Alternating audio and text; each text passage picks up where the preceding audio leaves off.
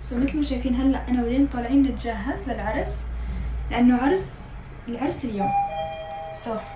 انا ما جهزت شو بدي اعمل تسريحه صراحه، ما جهزت شو بدي اعمل ميك اب، ما جهزت فستاني، ما عملت شيء مفيد لحد الان والله العظيم.